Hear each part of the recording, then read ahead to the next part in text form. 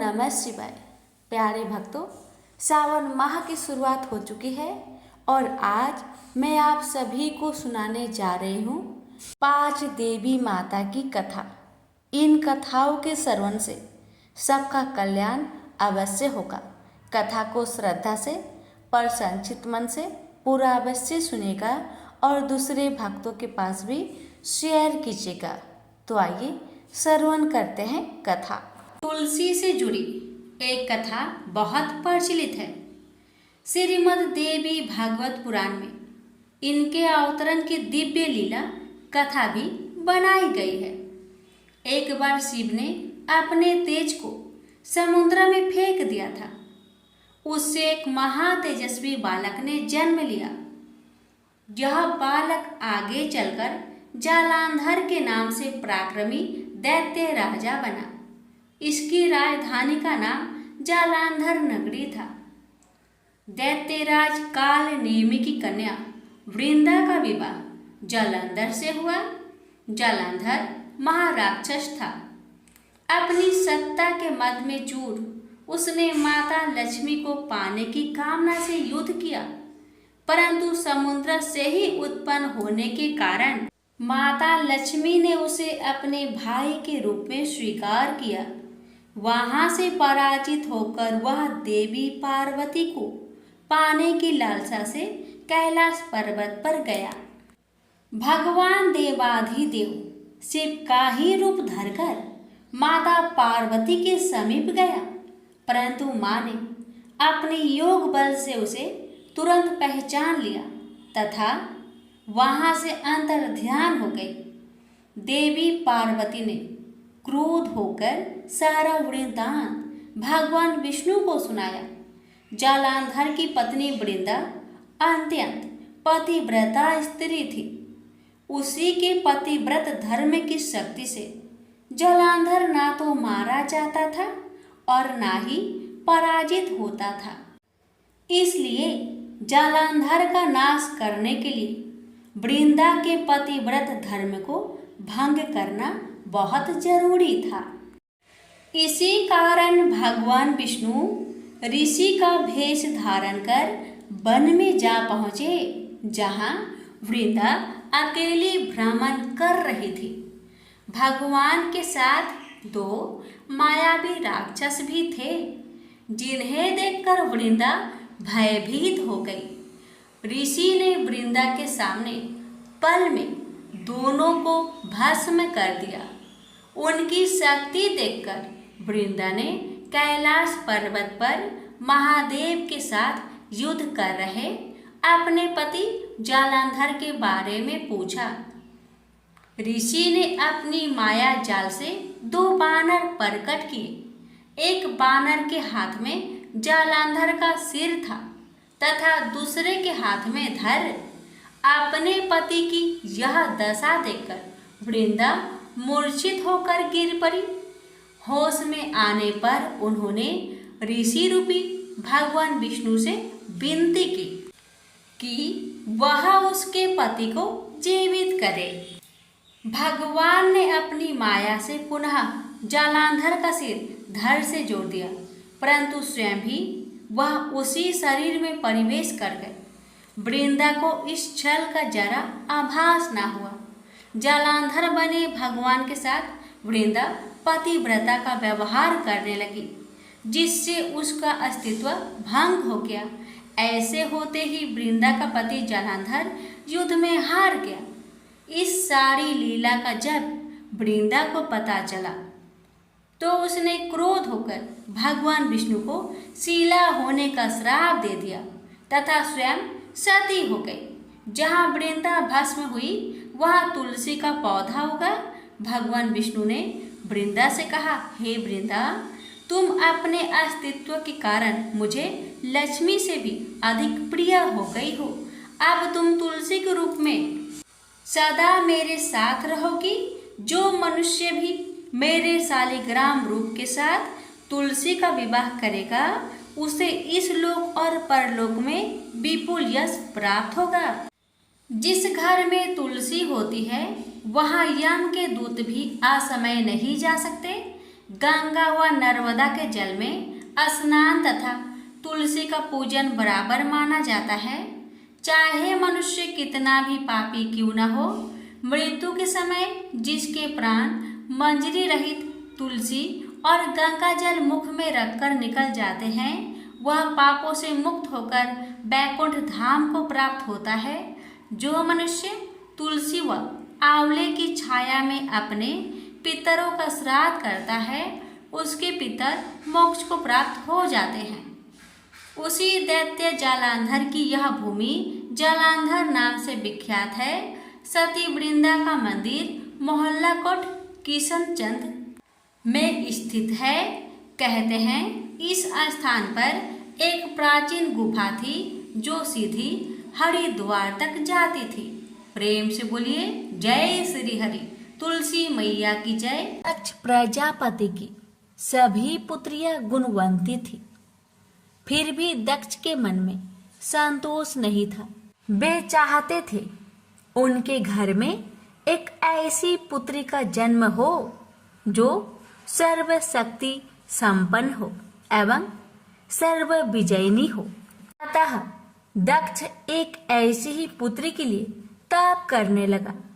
तप करते करते अधिक दिन बीत गए तो भगवती आद्य ने प्रकट होकर कहा, मैं तुम्हारे तप से प्रसन्न हूँ।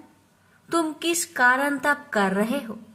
दक्ष ने तप करने का कारण बताया तो माँ बोली, मैं स्वयं पुत्री के रूप में तुम्हारे यहाँ जन्म धारण करूंगी।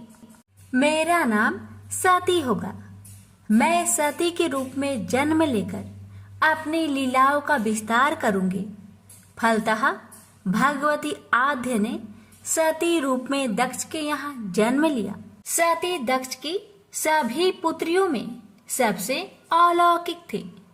सती ने बाल्य अवस्था में ही कई ऐसे अलौकिक आश्चर्यचकित करने वाले कार्य कर दिखाए थे जिन्हें देखकर स्वयं दक्ष को भी विस्मय होता था। जब सती विवाह योग हो गई तो दक्ष को उनके लिए वर की चिंता होने लगी। उन्होंने ब्रह्मा जी से इस विषय में परामर्श किया। ब्रह्मा जी ने कहा, सती आद्य के अवतार है। आद्य आदि शक्ति और शिव आदि पुरुष है। अतः सती के विवाह के लिए शिव ही योग और उचित वर है। दक्ष ने ब्रह्मा जी की बात मानकर सती का विवाह भगवान शिव के साथ कर दिया। सती कैलाश में जाकर भगवान शिव के साथ रहने लगे। भगवान शिव दक्ष के दामाद थे, किंतु किसी वजह से दक्ष के हृदय में भगवान शिव के प्रति बैर और विरोध भाव पैदा हो गया। एक बार देवलोक में ब्रह्मा ने धर्म के निरूपण के लिए एक सभा का आयोजन किया था। सभी बड़े बड़े देवता सभा में एकत्र हुए। भगवान शिव भी इस सभा में बैठे थे। सभा मंडल में दक्ष का आगमन हुआ। दक्ष के आगमन पर सभी देवता उठकर खड़े हो गए, पर भगवान शिव खड़े नहीं हुए। उन्होंने दक्ष को प्रणाम भी नहीं किया। फलतः दक्ष ने अपमान का अनुभव किया। केवल यही नहीं, उनके हृदय में भगवान शिव के प्रति ईर्ष्या की आग जल उठी। वे उनसे बदला लेने के लिए समय और अवसर की प्रतीक्षा करने लगे। एक बार सती और शिव कैलाश पर्वत पर बैठे हुए परस्पर वार्तालाप कर रहे थे। उसी समय आकाश मार्ग से कई विमान कनखल की ओर जाते हुए दिखाई पड़े। सती ने उन विमानों को देखकर भगवान शिव से पूछा, प्रभु, ये सभी विमान किसके हैं और कहाँ जा रहे हैं? भगवान शंकर ने उत्तर दिया, आपके पिता ने बड़े यज्ञ का आयोजन किया है। समस्त देवता और देवंगनाएं इस विमानों में बैठकर उसी यज्ञ में सम्मिलित होने के लिए जा रहे हैं। इस पर सती ने दूसरा प्रश्न किया, क्या मेरे पिता ने आपको यज्ञ में सम्मिलित होने के लिए नहीं बुलाया? भगवान शंकर ने उत्तर दिया, आपके पिता मुझसे बैर रखते हैं, फिर वो मुझे क्यों बुलाने लगे? सती मन ही मन सोचने लगी, फिर बोली, यज्ञ के इस अवसर पर अवश्य मेरी सभी बहनें आएंगी।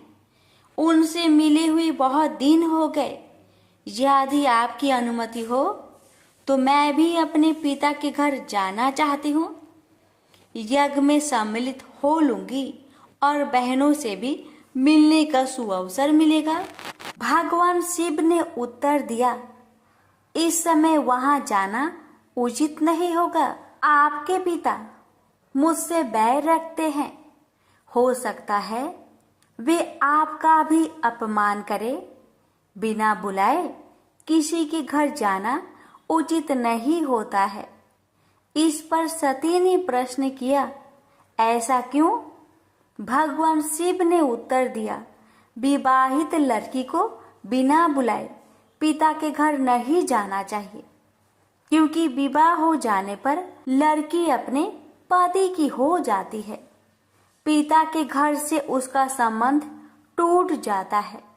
लेकिन सती पीहर जाने के लिए हठ करती रही, अपनी बात बार बार दोहराती रही।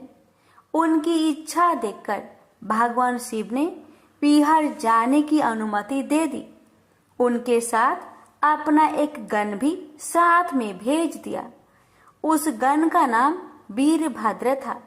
सती वीरभद्र के साथ अपने पिता के घर गई। घर में सती से किसी ने भी प्रेम पूर्वक वार्तालाप नहीं किया। दक्ष ने उन्हें देखकर कहा, तुम क्या यहाँ मेरे अपमान कराने आई हो? अपनी बहनों को तो देखो, वे किस प्रकार भांति भांति के अलंकारों और सुंदर वस्त्रों से सुसज्जित है। तुम्हारे शरीर पर मात्र बाघंबर है। तुम्हारा पति शमशानवासी और भूतों का नायक है। वह तुम्हें बाघंबर छोड़कर और पहना ही क्या सकता है? दक्ष के कथन से सती के हृदय में पश्चाताप का सागर उमड़ पड़ा। वे सोचने लगी, उन्होंने यहाँ आकर अच्छा नहीं किया। भगवान ठीक ही कह रहे थे, बिना बुलाए पिता के घर में भी नहीं जाना चाहिए। पर अब क्या हो सकता है? अब तो आ ही गई हूँ। पिता के कटु और अपमानजनक शब्द सुनकर भी सती मौन रही। वे उस यज्ञ मंडल में गई जहाँ सभी देवता और ऋषि मुनि बैठे थे तथा यज्ञ कुंड में धू धू करती जलती हुई अग्नि में आहुतियां डाली जा रही थी। सती ने यज्ञ मंडप में सभी देवताओं के तो भाग देखे, किंतु भगवान शिव का भाग नहीं देखा। वे भगवान शिव का भाग ना देखकर अपने पिता से बोली, पिता श्रेष्ठ, यज्ञ में तो सबके भाग दिखाई पड़ रहे हैं, किंतु कैलाशपति का भाग नहीं है। आपने उनका भाग क्यों नहीं रखा? दक्ष ने गर्व से उत्तर दिया, मैं तुम्हारे पति शिव को देवता नहीं समझता। वह तो भूतों का स्वामी, नग्न रहने वाला और हड्डियों की माला धारण करने वाला है। वह देवताओं की पंक्ति में बैठने योग्य नहीं है। उसे कौन भाग देगा? सती के नेत्र लाल हो उठे। उनका मुखमंडल प्रलय की सूर्य की भांति तेजोदीप्त हो उठा। उन्होंने पीड़ा से तिल मिलाते हुए कहा, ओ, मैं इन शब्दों को कैसे सुन रही हूँ? मुझे धिक्कार है। देवताओं, तुम्हें भी धिक्कार है। तुम भी उन कैलाशपति के लिए इन शब्दों को कैसे सुन रहे हो, जो मंगल के प्रतीक है और जो क्षण मात्र में संपूर्ण सृष्टि को नष्ट करने की शक्ति रखते हैं। वे मेरे स्वामी हैं। नारी के लिए उसका पति ही स्वर्ग होता है। जो नारी अपने पति के लिए अपमानजनक शब्द को सुनती है, उसे नरक में जाना पड़ता है। पृथ्वी सुनो, आकाश सुनो और देवताओं तुम भी सुनो। मेरे पिता ने मेरे स्वामी का अपमान किया है। मैं अब एक क्षण भी जीवित रहना नहीं चाहती। सती अपने कथन को समाप्त करती हुई यज्ञ के कुंड में कूद पड़ी। जलती हुई आहुतियों के साथ उनका शरीर भी जलने लगा। यज्ञ मंडप में खलबली पैदा हो गई। हाहाकार मच गया। देवता उठकर खड़े हो गए। वीरभद्र क्रोध से कांप उठे। वे उछल उछल कर यज्ञ का विध्वंस करने लगे। यज्ञ मंडप में भगदड़ मच गई। देवता और ऋषि मुनि भाग खड़े हुए। वीरभद्र ने देखते ही देखते दक्ष का मस्तक काट कर फेंक दिया। समाचार भगवान शिव के कानों में भी पड़ा। वे प्रचंड आंधी की भांति कनखल जा पहुंचे। सती के जले हुए शरीर को देखकर भगवान शिव ने अपने आप को भूल गए। सती के प्रेम और उनकी भक्ति ने शंकर के मन को व्याकुल कर दिया। उन शंकर के मन को व्याकुल कर दिया जिन्होंने काम पर भी विजय प्राप्त की थी और जो सारी सृष्टि को नष्ट करने की क्षमता रखते थे। वे सती के प्रेम में खो गए, बेसुध हो गए। भगवान शिव ने उन्मत्त की भांति सती के जले हुए शरीर को कंधे पर रख लिया। वे सभी दिशाओं में भ्रमण करने लगे। शिव और सती के इस अलौकिक प्रेम को देखकर पृथ्वी रुक गई, हवा रुक गई, जल का प्रवाह ठहर गया और रुक गई। देवताओं की सांसें, सृष्टि व्याकुल हो उठी। सृष्टि के प्राणी पुकारने लगे, त्राहि माम, त्राहि माम। भयंकर संकट उपस्थित देखकर सृष्टि के पालक भगवान विष्णु आगे बढ़े। वे भगवान शिव की बेसुधी में अपने चक्र से सती के एक एक अंग को काट काट कर गिराने लगे। धरती पर 51 स्थानों में सती के अंग कट कट कर गिरे। जब सती के सारे अंग कट कर गिर गए तो भगवान शिव पुनः अपने आप में आए। जब वे अपने आप में आए तो पुनः सृष्टि के सारे कार्य चलने लगे। धरती पर जिन 51 स्थानों में सती के अंग कट कट कर गिरे थे, वे ही स्थान आज शक्तिपीठ माने जाते हैं। आज भी उन स्थानों में सती का पूजन होता है, उपासना होती है। धन्य था शिव और सती का प्रेम। शिव और सती के प्रेम में उन्हें अमर और वंदनीय बना दिया। प्रेम से बोलिए सती मैया की जय। सुनेंगे माँ पार्वती के रूप में जन्म की कथा। बाद में सती की बीरा में शंकर जी दयनीय दशा हो गई। वे हर पल सती का ही ध्यान करते रहते और उन्हीं ही चर्चा में व्यस्त रहते। उधर सती ने भी शरीर का त्याग करते समय संकल्प किया था कि मैं राजा हिमालय के यहाँ जन्म लेकर शंकर जी की अर्धांगिनी बनूं। अब जगदम्बा का संकल्प व्यर्थ होने से तो रहा। वे उचित समय पर राजा हिमालय की पत्नी मेनका के गर्भ में प्रविष्ट होकर उनकी कोख में से प्रकट हुई। पर्वतराज की पुत्री होने के कारण वे पार्वती कहलाई। जब पार्वती बड़ी होकर सयानी हुई तो उनके माता पिता को अच्छा वर तलाश करने की चिंता सताने लगी। एक दिन अचानक देव ऋषि नारद राजा हिमालय के महल में आ पहुंचे और पार्वती को देख कहने लगे कि इसका विवाह शंकर जी के साथ होना चाहिए और वे ही सभी दृष्टि से इसके योग हैं। पार्वती के माता पिता के आनंद का यह जानकर ठिकाना ना रहा कि साक्षात जगत माता सती ही उनके यहाँ प्रकट हुई है। वे मन ही मन भाग्य को सहराने लगे। एक दिन अचानक भगवान शंकर सती की बीरा में घूमते घूमते उसी प्रदेश में जा पहुंचे और पास के ही स्थान गंगा उत्तरन में तपस्या करने लगे। जब हिमालय को इसकी जानकारी मिली तो वे पार्वती को लेकर शिव जी के पास गए। वहां राजा ने शिव जी से विनम्रता पूर्वक अपनी पुत्री को सेवा में ग्रहण करने की प्रार्थना की। शिव जी ने पहले तो आनाकानी की, किंतु पार्वती की भक्ति देखकर वे उनका आग्रह न टाल सके।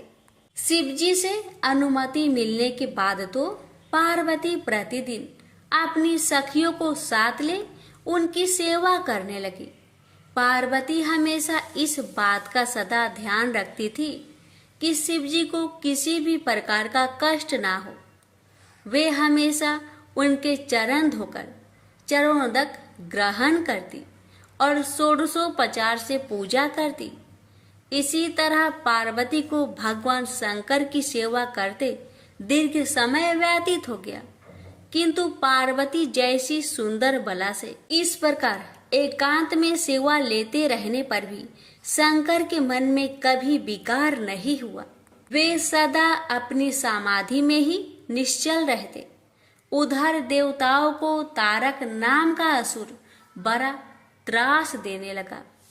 यह जानकर कि शिव के पुत्र से ही तारक की मृत्यु हो सकती है, सभी देवता शिव पार्वती का विवाह कराने की चेष्टा करने लगे। उन्होंने शिव को पार्वती के प्रति अनुरक्त करने के लिए कामदेव को उनके पास भेजा, किंतु पुष्पा युद्ध का पुष्पा बाण भी शंकर के मन को विक्षुब्ध न कर सका। उल्टा कामदेव उनकी क्रोध अग्नि से भस्म हो गए। इसके बाद शंकर भी वहां अधिक रहना अपनी तपस्या के लिए अंतराय रूप समझ कैलाश की ओर चल दिए। पार्वती को शंकर की सेवा से वंचित होने का बड़ा दुख हुआ, किंतु उन्होंने निराश ना होकर आपकी बार तप द्वारा शंकर को संतुष्ट करने की मन में ठानी। उनकी माता ने उन्हें सुकुमार एवं तप के आयोग समझकर बहुत माना किया, इसलिए उनका उमा नाम प्रसिद्ध हुआ, किंतु पार्वती पर इसका असर ना हुआ। अपने संकल्प से वे तनिक भी विचलित नहीं हुई। वे भी घर से निकल उसी शिखर पर तपस्या करने लगी जहाँ शिव जी ने तपस्या की थी। तभी से लोग उस शिखर को गौरी शिखर कहने लगे। वहां उन्होंने पहले वर्ष फलहार से जीवन व्यतीत किया। दूसरे वर्ष वे पर्ण वृक्षों के पत्ते खाकर रहने लगी और फिर तो उन्होंने पर्ण का भी त्याग कर दिया और इसलिए वे अपर्णा कहलाई। इस प्रकार पार्वती ने 3000 वर्ष तक तपस्या की। उनकी कठोर तपस्या को देख ऋषि मुनि भी दंग रह गए। अंत में भगवान आशुतोष का आसन हिला। उन्होंने पार्वती की परीक्षा लेने के लिए पहले सप्त ऋषियों को भेजा और पीछे स्वयं वटु भेष धारण कर पार्वती की परीक्षा के निमित्त प्रस्थान किया। प्रेम से बोलिए हर हर महादेव, माता पार्वती की जय। एक नगर में एक बूढ़ी माँ रहती थी। वह अपने बेटे की सलामती के लिए 12 महीनों की चौथ का व्रत करती थी। हर चौथ को पानसाड़ी से थोड़ा सा गुड़ और घी लाकर 4 लड्डू बनाती, एक बेटे को देती, एक से पूजा करती, एक हाथ कार के लिए निकालती और एक चांद उगने पर खुद खा लेती थी। एक बार उसका बेटा ताई से मिलने गया। ताई ने बैसाखी चौथ का व्रत रखा था। ताई से पूछा, माँ तो 12 चौथ करती है। ताई बोली, तेरी माँ तेरी कमाई से तरमाल खाने के लिए 12 चौथ करती है। तू परदेश जाए तो वह एक भी चौथ नहीं करेगी। लड़के को लगा ताई सच कह रही है। घर आकर माँ से कहा, मैं परदेश जा रहा हूँ, यहाँ तू मेरी कमाई खाने पीने में ही उड़ा देती है। माँ ने समझाकर रोकना चाहा, पर बेटा नहीं माना। माँ ने उसे साथ ले जाने के लिए चौथ माता के आंखें दिए और कहा, मुसीबत में ये आंखें तेरी मदद करेगी। वह आंखें लेकर रवाना हो गया। घूमते हुए एक नगर में पहुंचा। उसने देखा एक बूढ़ी माँ रोती जा रही थी और पुआ बनाते जा रही थी। उसने कारण पूछा तो बूढ़ी माँ ने कहा, बेटा, इस नगर की पहाड़ी पर एक दैत्य रहता है। पहले वह नगर में आकर कई लोगों को खाने के लिए मार देता था। अब राजा हर घर से एक आदमी दैत्य के पास भेजता है और आज मेरे बेटे की बारी है, इसलिए रो रही हूँ और उसी के लिए पुए बना रही हूँ। वह बोला, तू पुए मुझे खिला दे, तेरे बेटे की जगह मैं चला जाता हूँ। बूढ़ी माँ ने खीर पुए उसे खिला दिए। खा पीकर वह सो गया। रात को राजा के सैनिक आए तो बूढ़ी माँ ने उसे भेज दिया। दैत्य के सामने पहुंचने पर उसने चौथ माता के आंखें दैत्य की तरफ फेंक कर कहा, हे चौथ माता, यदि मेरी माँ मेरी सलामती के लिए व्रत करती है तो दैत्य का सिर कटकर गिर जाए। तुरंत दैत्य का सिर कट गया। लड़का वापस आ गया। राजा ने उसे उपहार देकर विदा किया। चलते हुए एक दूसरे राजा के नगर में पहुंचा। इस राज्य में आवा तभी पकता था जब एक इंसान की बलि दी जाती थी। सिपाहियों ने उसे पकड़कर आवे में चुन दिया। लड़के ने आंखें आवे में डाले और कहा, हे चौथ माता, यदि मेरी माँ मेरे लिए व्रत करती है तो आवा मेरी बलि लिए बिना ही झट से पक जाए। आवा तुरंत पक गया। आवे में से मिट्टी की जगह सोने चांदी के बर्तन निकले। अंदर से लड़का बोला, बर्तन धीरे धीरे निकालना, मुझे लग नहीं जाए। राजा ने उसे निकलवाया और पूछा, इस आवे से तुम बच कैसे गए? लड़के ने बताया कि उसकी माँ चौथ माता का व्रत करती है, व्रत के कारण ही वह बच पाया। राजा को विश्वास नहीं हुआ। उसने एक चांदी की सुराही मंगवाई और कहा कि सुराही की नली से निकलकर दिखाओ, तभी मुझे विश्वास होगा।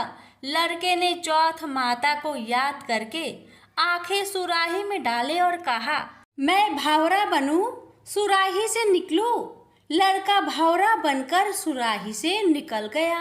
राजा ने खुश होकर राजकुमारी की शादी उसके साथ करवाई और सभी लोगों को चौथ माता का व्रत करने को कहा। उसे माँ की याद आई। उसने राजा के पास जाकर खुद के नगर जाने की इच्छा जाहिर की। राजा ने रथ, घोड़ा, हाथी और खूब सारा दान दहेज देकर उन्हें विदा किया। चौथ के दिन अपने नगर पहुंचा। वह अकेला पंसारी के यहाँ माँ का इंतजार करने लगा। सोचा, चौथ है तो माँ यहाँ जरूर आएगी। थोड़ी देर बाद लकड़ी टेकते हुई माँ आती दिखी। उसकी माँ की आंखों में जाले आने के कारण दिखना कम हो गया था। लड़के ने जानबूझकर अपना पैर लकड़ी में लगा दिया।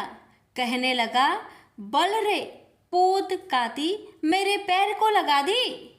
माँ ने उसे नहीं पहचाना। कहने लगी, भैया, मुझे चाहे कितनी गाली निकालो पर मेरे बेटे को कुछ मत कहना। बेटा माँ के चरणों में गिर पड़ा। कहा, माँ, मैं ही तेरा बेटा हूँ, मुझे माफ कर दो। माँ ने उसे गले से लगा लिया।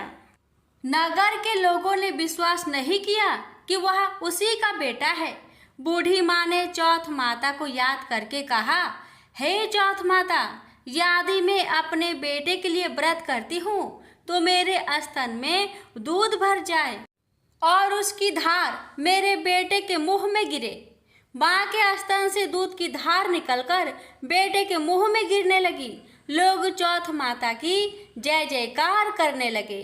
उस नगर के सभी लोग चौथ माता का व्रत करने लगे।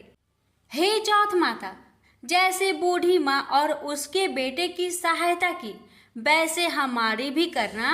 कहानी कहने, सुनने और हुक्कार भरने वाले पर कृपा करना। बोलो चौथ माता की जय हो। प्राचीन काल में कुरु देश में श्रुति कीर्ति नामक एक राजा शास्त्र ज्ञाता, कीर्तिमान तथा शत्रु रहित था। वह 64 कलाओं को जानने वाला तथा धनुर्विद्या में निपुण था। उसके यहाँ संसार की किसी वस्तु की कमी न थी। कमी थी तो केवल एक संतान की। संतान प्राप्ति के लिए वह दिन रात यत्न करता था। उसने संतान के लिए देवी की आराधना भी की। एक दिन देवी ने उसकी आराधना से प्रसन्न होकर उससे साक्षात दर्शन दिए और कहा, हे श्रुतकीर्ति, वर मांगो। राजा श्रुतकीर्ति ने कहा, माँ, यदि आप मुझ पर प्रसन्न है तो मुझे एक पुत्र दे। आपकी कृपा से मेरे यहाँ धन्य धान्य आदि किसी चीज की कमी नहीं। बस एक पुत्र का सुख छोड़कर मेरे यहाँ सब आनंद है। राजा के वचन सुनकर देवी मुस्कुराई। उसने कहा, राजन, तुमने एक दुर्लभ वस्तु की याचना की है, फिर भी तुमको पुत्र अवश्य दूंगी। लेकिन तुम मेरी बात को ध्यान देकर सुनो। तुम्हारे यहाँ जो पुत्र होगा वह अत्यंत गुणवान भी होगा, किंतु वह 16 वर्ष से अधिक नहीं जिएगा। हाँ, यदि एक सुंदर अथवा विद्याविहीन पुत्र होगा तो वह बहुत समय तक जीवित रहेगा। देवी की बात सुनकर राजा चिंताग्रस्त हो गया। उसने अपनी रानी से बात की और फिर उसकी बात से गुणी संपूर्ण लक्षण युक्त 16 वर्ष की आयु वाला पुत्र मांगा। देवी ने कहा, राजा, मेरे मंदिर के मुख्य द्वार पर आम का पेड़ है। मेरी आज्ञा है कि तुम उस पेड़ से एक आम तोड़कर अपनी रानी को खाने के लिए दो। उसको खाने से रानी को अश्वमेव गर्भ रहेगा। राजा ने प्रसन्न होकर देवी के मंदिर के मुख्य द्वार पर जो आम का पेड़ था वहां से एक आम तोड़कर अपनी पत्नी को खाने के लिए दिया। रानी ने देवी के आदेश अनुसार फल खाया और 10 मास के पश्चात उसके यहाँ देवपुत्र तुल्य पुत्र पैदा हुआ। हर्ष शोक से संपन्न राजा ने राजकुमार का जात कर्म आदि संस्कार करवाया और भगवान सदा शिव का ध्यान धरकर उसका नाम चिरायु रखा। लड़का अपने माता पिता की देख रेख में चांद की तरह बढ़ने लगा। दिन बीतते गए और उसका 16वां वर्ष आरंभ हो गया। राजा रानी दोनों को चिंता सताने लगी।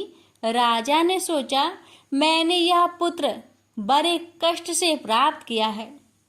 अपनी आंखों में से इसकी मृत्यु कैसे देख सकूंगा। यह विचार करके उसने राजकुमार को उसके मामा के साथ काशी भेज दिया।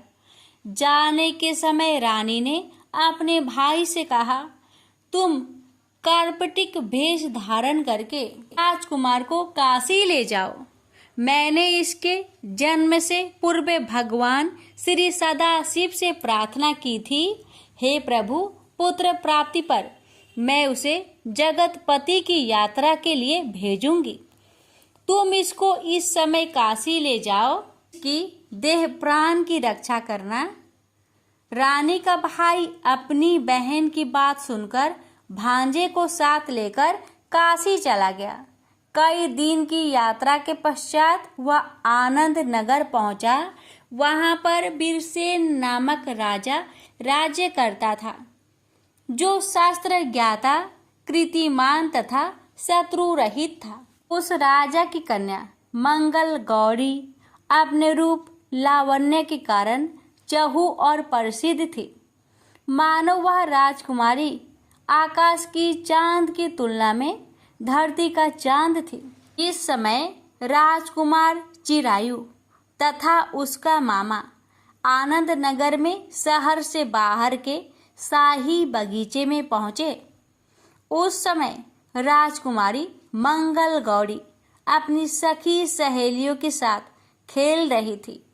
राजकुमार चिरायु तथा उसका मामा खेलती हुई लड़कियों को देखने लगे। खेलती हुई लड़कियों में से एक ने क्रोध में भरकर राजकुमार को रंडा कहा। उस बालिका को क्रोधित और दुर्वचन कहते देखकर राजकुमारी ने उस बालिका से कहा, हे सखी, तुम दुर्वचन क्यों कहती हो? मेरे संग अयोग्य वाणी बोलने वाली कोई भी स्त्री नहीं है।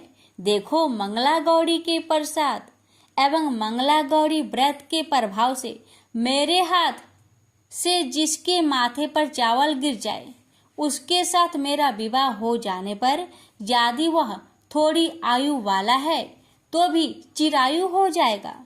इसके बाद सब बालिकाएं अपने अपने घर को लौट गई। उस दिन राजकुमारी का विवाह वलिहक देश के ढिंढधर्मा राजा के पुत्र सुकेत नाम वाले राजकुमार से होने वाला था। लेकिन सुकेत मूर्ख, कुरूप तथा बहरा था। वर पक्ष वाले उसकी बजाय विवाह मंडप में अन्य अच्छा वर ले जाने की इच्छा प्रकट कर चुके थे।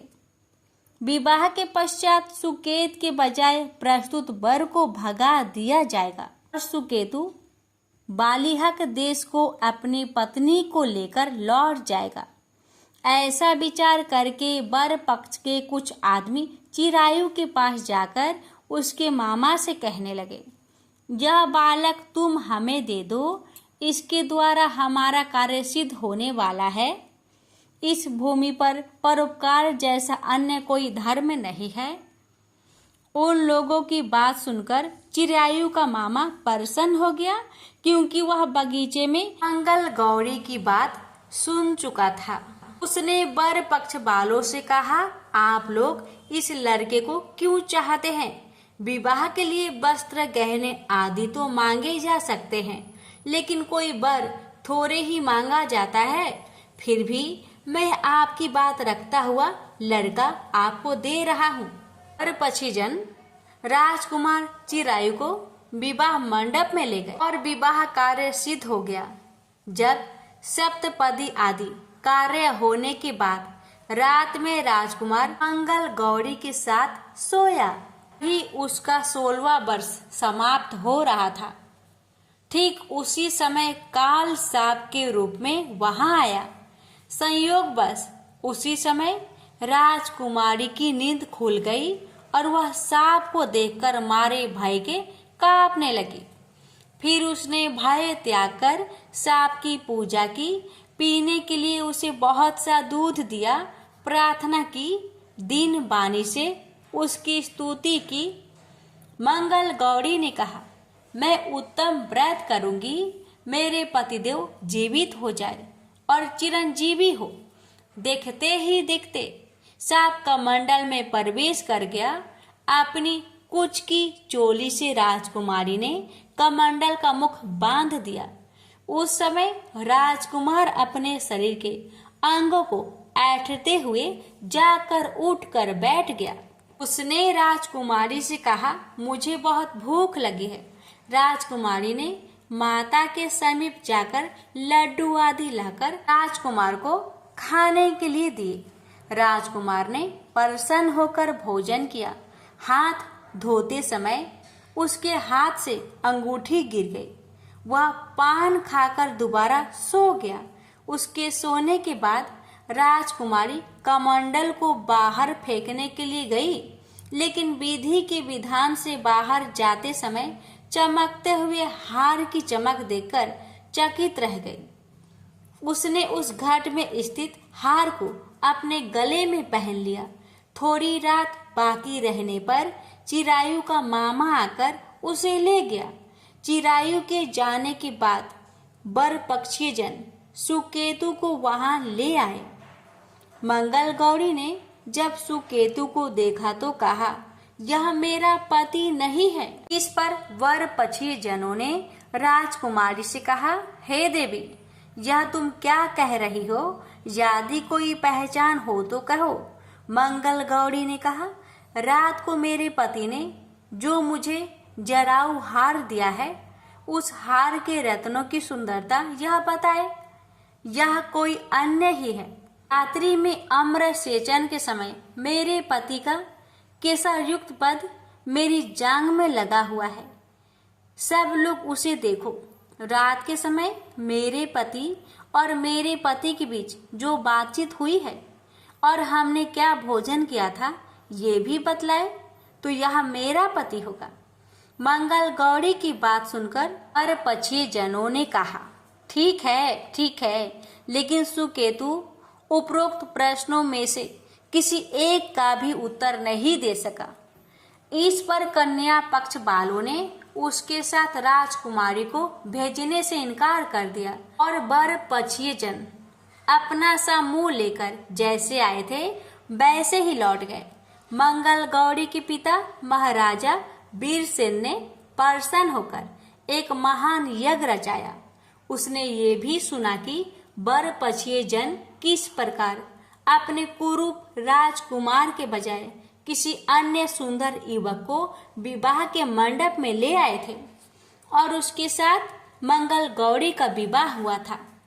अब मंगल गौरी राजमहल के बरामदे में एक चीक की ओट में बैठ गई और प्रत्येक आते जाते यात्री को देखने लगी ताकि उनमें कहीं उसे चिरायु दिखाई दे जाए। उधर चिरायु भी अपने ससुराल का हाल जानने के लिए अपने मामा के साथ वहां आन पहुंचा। जो ही वह चीक के सामने से गुजरा, मंगल गौरी ने उसे देखकर कहा, पिताजी, मेरे पति आ गए हैं। राजा ने तुरंत ही मामा भांजे को राजभवन के भीतर बुलवा भेजा। मंगल गौरी की बतलाई हुई सब निशानियां चिरायु में मौजूद थी। राजा ने वस्त्र भरण, अश्व गज, रथ तथा अन्य बहुत सी चीजें के साथ मंगल गौरी चिरायु के साथ कर दी। उसके बाद चिरायु राजा वीरसेन से विदा होकर अपनी पत्नी एवं मामा के साथ कुल नंदन सेना सहित अपने नगर को गया। जब उसके माता पिता ने लोगों के मुख से उसकी आपसी के संबंध में सुना तो उन्हें इस बात का विश्वास नहीं हुआ। वह सोचने लगे कि भाग्य के विपरीत कैसे हो सकता है। वह अभी यह सोच ही रहे थे कि राजकुमार चिरायु ने माता और पिता के चरणों में प्रणाम किया। माता ने उसका सिर सूंघा और उसके आनंद का कोई पारावर न रहा। फिर उसने पुत्र वधू को अपनी गोदी में बैठाकर उससे सारा हालचाल पूछा। भगवान शंकर बोले, हे महान मुने, मंगल गौरी ने उसको व्रत महात्म्य तथा पिछला समस्त घटनाक्रम बतलाया।